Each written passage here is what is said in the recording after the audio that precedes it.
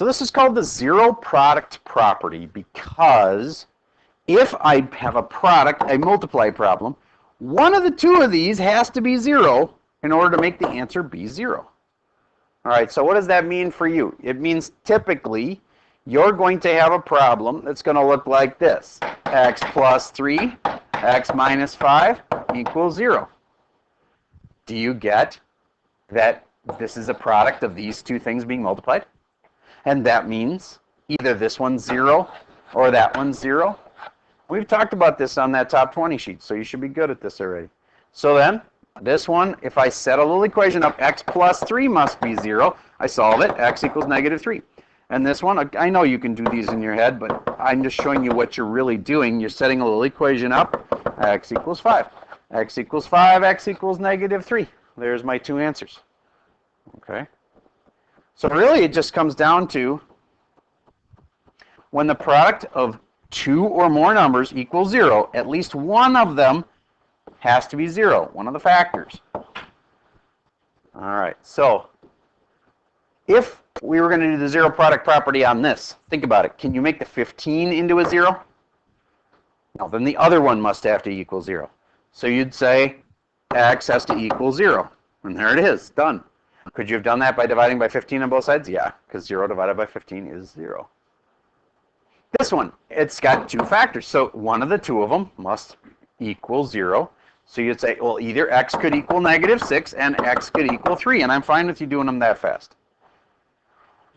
Now down here it gets a little harder to do, and oh, I see so many kids, even in pre-calc, make dumb mistakes on things like this. They'll think the answer is like negative 2, because they'll try to do it in their head. I strongly recommend that you write it out as a little equation and solve the little equations. Go ahead, do that one, the third one down there, and then turn it my way, and I'll check and see if you're doing it right. I'm going to pause for just a second while you do that. All right, so I found a few kids just doing them all in their head and getting little mistakes. Anybody who does each step is very unlikely to make mistakes. It's not about like everybody who shows their work always gets them right, but they increase their probabilities a lot. 3x equals 4. X equals 4/3. If you try to do it in your head, you're probably going to say 3/4 sometimes. So try. I'm telling you, if you want an A in this class, listen to my advice. It makes a difference. Do these out by hand. Now, do you really need to do that one out by hand? No. What's the answer for that one? 7. Okay, but this, do it out by hand, please. And get me the answers for this problem. Try to show your work, especially on the one that really matters. Make sure you don't make dumb mistakes. Oh, there's a negative in there. Good. Okay, you've got 2 of the answers. So far you're right, but you haven't given me all 3 of the answers. Good. Good. You got 2 of the answers right.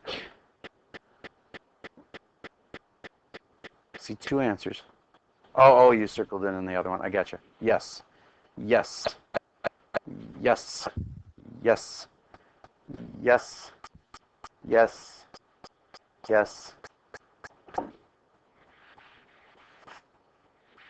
Yes. Yes. Okay, now I'm pretty much getting everybody getting right. That's good. Okay, so this one has 3 answers, and a lot of people forget this one. X equals 0. How come when there was like a number like 15 out in front, we didn't care about it? Because you can't change a 15 into a 0, but you can change an X into a 0. So that's why it needs an answer. If this had been a 3 here, it would not be an answer. It would be a number 3, and you could not change it, so you wouldn't get a root for that or a 0 for that. But since there's an X there, we need an answer. And this one came out to, if I just do it in my head, can you see I might say 4/5? Or I might say 5/4, and those are both wrong.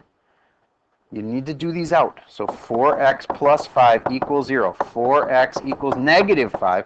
X equals negative 5/4. negative 5/4, and the last one was x equals 7. I don't need you to show your work on that one. That one's easy, and so is that one. But a lot of people forget that one. And then here's the third one. So there we go. Okay. Let's look at this next little section. Why don't these work? I kind of like problems like that. It makes you think backwards. What's wrong with the bottom? Yes. It's not equal to 0. Now, I will tell you there is a way to actually redo this problem so that it will work. But it takes a lot of effort. What you have to do is actually FOIL it out and then move the 5 to the other side and then refactor it so that it's got all of this multiplied out. So I'm going to help with this. 3 times 3x and 4x makes 12x squared. Outside and inside makes negative 3x, and positive 8x makes positive 5x. And the lasts make 2 times negative 1 is negative 2 equals 5. Then I'm going to subtract 5 from both sides. And then when I subtract 5 from both sides, that equals 0. When I take the negative 2 and the negative 5, that makes negative 7. Now what could you do to actually answer the question?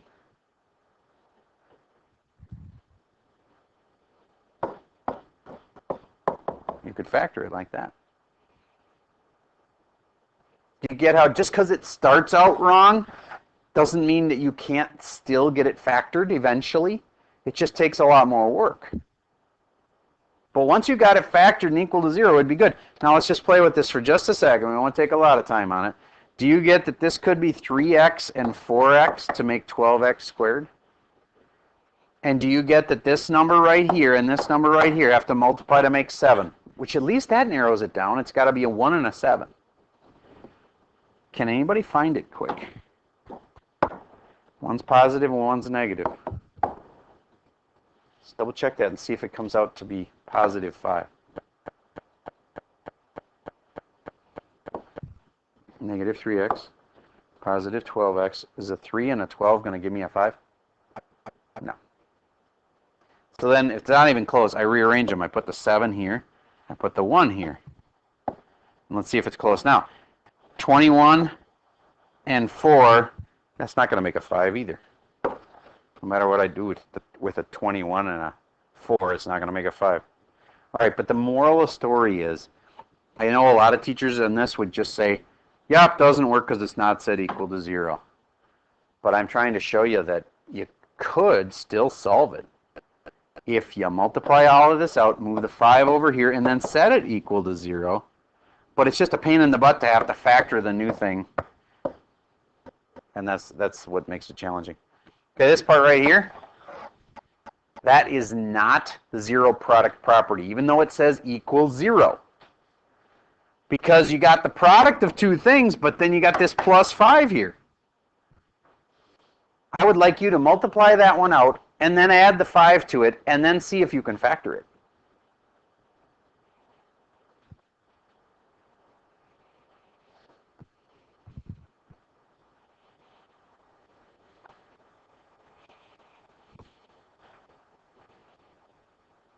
Got a question or an answer? Okay. Is it about the one we're on? All right, I'll be over there in just a second. You guys' row needs to slide up. This row right here needs to slide up about 6 inches. Okay? Everybody slide up 6 inches. Go. There you go.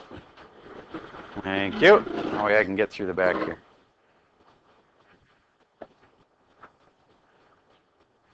Your row needs to slide 6 inches that way. 6 inches that way. 6 inches that way. 6 inches that way.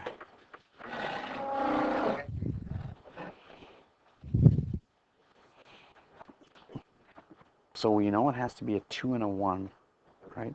Can a 1 and a 2 add up to a 2 in any way that you can think of? I don't think so either. All right, so you should have said x squared, that's the first. Outside and inside makes negative 3x, and positive x makes negative 2x, and the lasts make negative 3. Plus 5 equals 0. Okay, so now I'm going to put these guys together, and you should have said x squared minus 2x plus 2 equals 0. And then you're going to factor the thing. And pretty quickly, you will realize it has to be an x and an x, and it has to be a 2 and a 1, and they have to both be negatives, because a negative times a negative makes a positive and still gives you a negative middle term. But then the problem is that the outside and the inside, everything's working except the outside and the inside do not make negative 2x. They make negative 3x.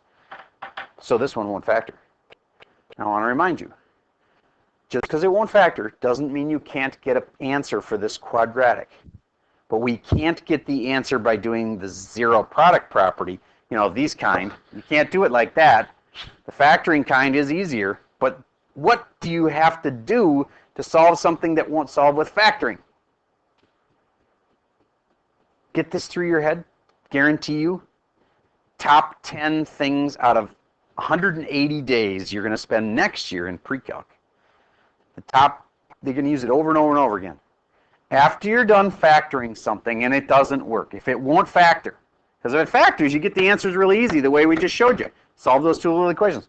But if it won't factor, quadratic formula. X equals negative b. And if you know the quadratic formula, would you please write it out right now? I want to know who knows it and who doesn't. It's x equals negative b, blah, blah, blah, blah, blah. And if you haven't got it memorized, I need you to memorize it. I'll tell you in just a second what it is, but I want to first see how many people know it. Pause for a second. All right, so 9 people knew the quadratic formula. The rest of you, memorize it now. There's a dumb little song you can sing to Pop Goes the Weasel. It helps you remember it. X equals negative b plus or minus square root of b squared minus 4ac all over 2a. And it's really funny when you hear kids taking the test and some of them are like humming the little song because they're trying to remember the equation. But b squared minus 4ac is probably the trickiest part. And I will tell you, out of 10 times the kids make a mistake on this problem, 9 out of 10 times that will be the thing that they mess up. The b squared minus 4ac part. Partially because it's underneath a square root. And so if it turns out negative, the whole problem crashes, and a lot of people don't think about that. And the other thing they make a lot of mistakes on is the 4ac part. If one of these if this is negative in front, right? If one of these numbers is also negative, then you're not subtracting, you're really adding.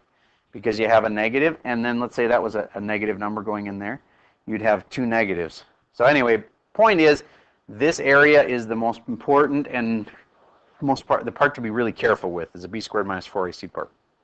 All right, so thankfully today you don't have to know all of that. I'm just trying to give you big picture. Research shows that if you can tell kids where you're going, that they do better when you get there. So I'm trying to tell you that's what we're going to do eventually, is a lot of factoring, and then we'll factor and factor, and oh, didn't factor. Then you got to learn to do quadratic formula if it doesn't factor. Okay. The zeros are also known as the roots. They're also known as the x-intercepts, and they're also known as the solutions. That's crazy, but that answer right there, the place where that quadratic touches, has 4 names. They're x-intercepts, they're roots, they're zeros, and they're solutions. So if I could ask a question and say, okay, what are the roots of this quadratic? It would mean the exact same thing if I said, what are the x-intercepts of this quadratic? Which would mean the exact same thing if I said, what's the solutions of this quadratic? Which would mean the exact same thing as if I said, what are the zeros of this quadratic? They're those spots right there. So get used to finding those spots. They're really important. And think about it. Does the y at that spot matter? At that spot, what is y? 0. It's always going to be 0. So of course the answer is not always 0 for these problems. The answer is the x part of it. So these numbers, the x parts of those points, those are the important answers for quadratics. I can't stress that enough. The places where it touches the x-axis are your answers.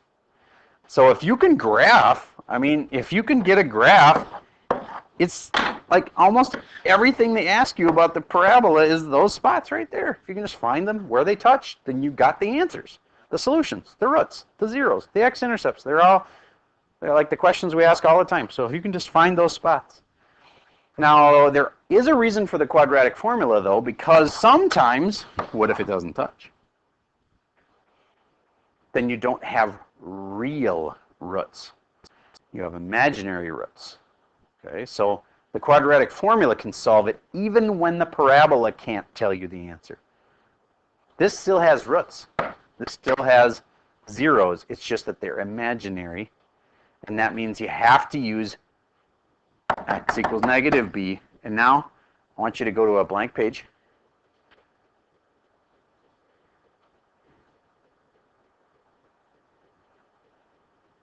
And I want you to write out the quadratic formula right now.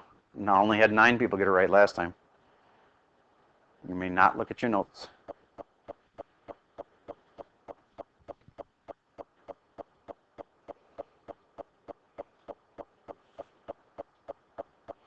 Can you write with a thicker pen? Just move the pen size up a couple notches.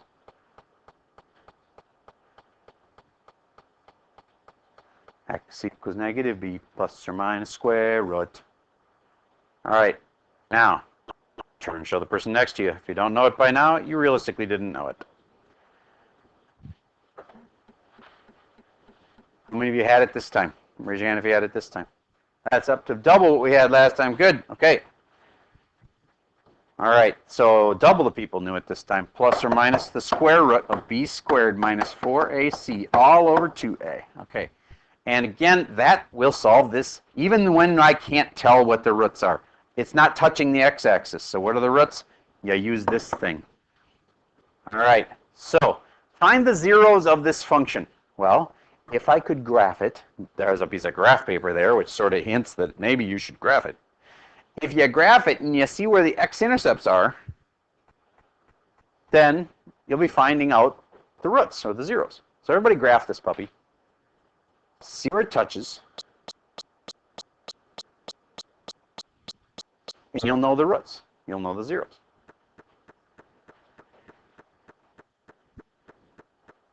Okay, so it's a normal parabola, except it's been shifted. I'm going to pause for a second while you try that one. Okay, so here are some dots. I'm going to make that an infinite cloner. And there, and 1, 2, 3, 4, and 1, 2, 3, 4. And I graphed the parent one. Now, I'm going to grab them and move them 3 to the left, and no, right, and down 4. 1, 2, 3 to the left, and down 1, 2, 3, 4. Now, my original infinite cloner is still there. I should get rid of him. Undo that and move him over here. Okay. There's my parabola. There's only 2 spots that are important. That one and that one. And do you really think it matters that it's got a 0 for a y? No, they always are going to have a 0 for the y. So what matters is the x. And the x is 1. And the other x is 2, 3, 4, 5. 5. Now, how could I know if I was right? They're called the zeros, which means that if I actually put them into the equation here, they should make it equal 0. Now, if your life depended on your answer, or if you only had 8 questions on your test, and every time you get another one wrong, you're going to lose a whole grade for it, your grade's life kind of depends on you checking, being careful. So I'm going to double check and say, if I really put in a 1, does it actually equal 0? 1 minus 3 is negative 2. Negative 2 squared is 4. And 4 minus 4 is 0. Hey, it worked. Double check that one and it was fine. I'm going to check the 5. 5 minus 3 is 2. 2 squared is 4. 4 minus 4 is 0. Hey, I double checked that one and it worked too. You get why they're called the zeros? Because you stick them in, they equal 0. Okay, so now you got the roots, now you got the zeros. They're also called the solutions. The solutions of this equation are 5 and 1. Why? Because if I stick those numbers in, it works. Okay, if I really go to what this answer was, it was 1 comma 0. That means if I stick in a 1 and a 0, the equation will work. Here's a 1, here's a 0. This is a true equation. It works. 0 is equal to 1 minus 3 quantity squared minus 4. Okay. All right, root solutions, zeros, and x-intercepts. All right, now, could we have solved this another way? Yep. Guess what happens when I multiply this puppy out? I get x squared minus 6x plus 9 minus 4, x squared minus 6x plus 5. What do you think that factors to? X minus 1, and how about for this one? Come on. X minus 5. Look, math comes together in so many ways once you understand it. This is factored form, and that means that the answers are supposed to be 1 and 5. Look at that. The answers are 1 and 5. That means that the x-intercepts are supposed to be 1 and 5, and look, they are.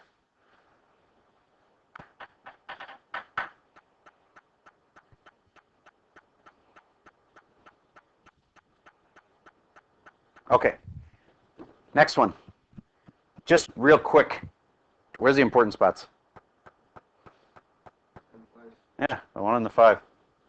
There and there. Okay? How about this one? We'll have to graph it first, right? If you're going to start, if you really understand vertex form, you would understand you'd start at the vertex. And what is the vertex on this equation? You remember this from yesterday? Just yesterday. Yes. Yep, you use the opposite of that and that. Negative 3, comma 8. Good. So I'm going to go negative 3, comma 8. Negative 3, 8. 1, 2, 3, 4, 5, 6, 7, 8. There it is. There's negative 3, comma 8. That's the vertex. But this isn't a normal parabola. Do you get that there's a negative in front, which means it's flipped upside down? And it's also not a normal parabola because it's been stretched with a factor of 2. So normally we go over 1 and up 1, and we go like here to get our next couple spots in the parabola. Do you get instead we are going to go down because of that negative in front, makes it flip? So those spots aren't going to be there and there. They're going to be like here and here. But that would be if I wasn't stretching it. If I'm stretching it, it goes down twice as far. So then over 1 and down 2, over 1 and down 2, and then over 2 and down 4 is normal. So instead it goes down 8, over 2 and down 8. I'm going to get these little guys out of here, and there's my parabola. What are the important spots? There and there. What are they? Negative 1 and negative 5.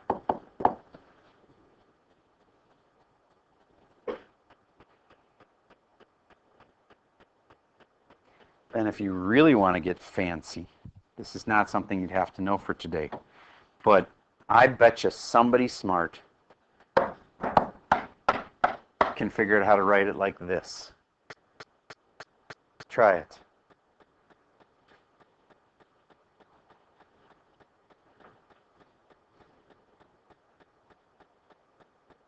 In your first instinct, you might make a little mistake. A lot of people make a little mistake on this. If you know to put things in those parentheses that go with the roots, then you're doing it right.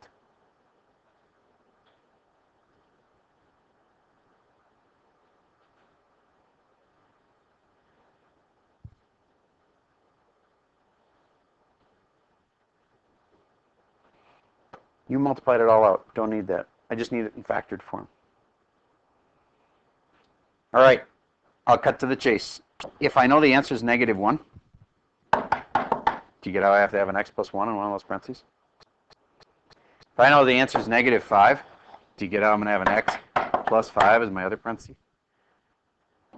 There's the equation for it in factored form, except it has a stretch factor of 2 and it's upside down. How do I factor that in? Come on. It's one little thing I got to do different. Yes, negative 2 in front.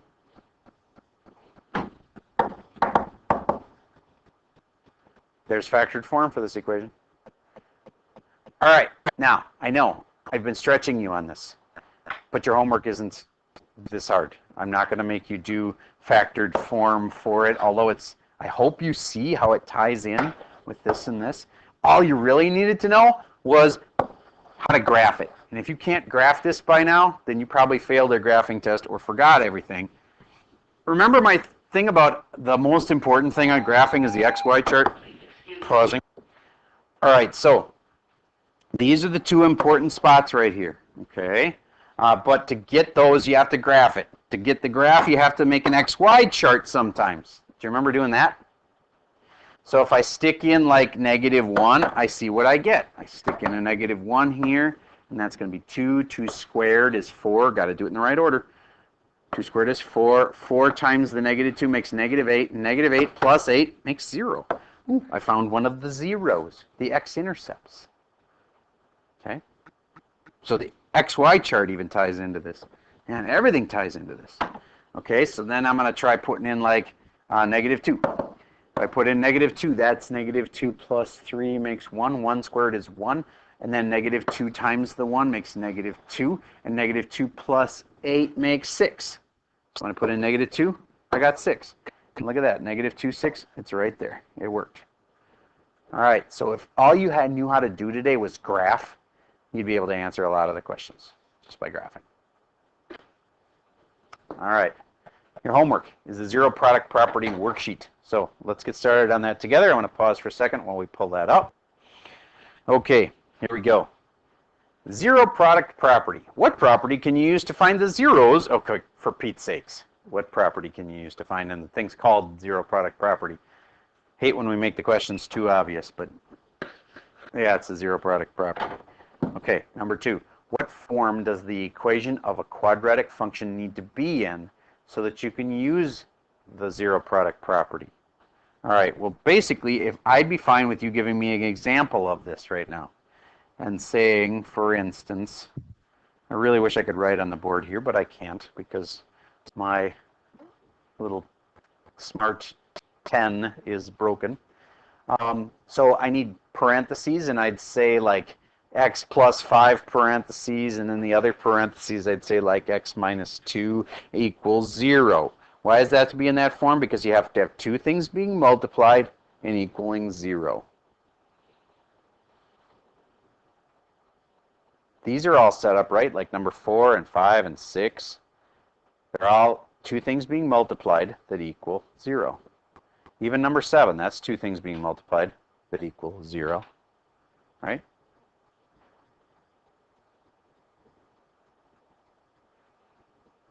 All right, so I think this should be a pretty easy one for you. We can cut this down a smidge. It's not too bad, though. I'm just going to cut out a couple. I'd say cut out number 11. And let's do 6. Number 6 and 11. You can skip.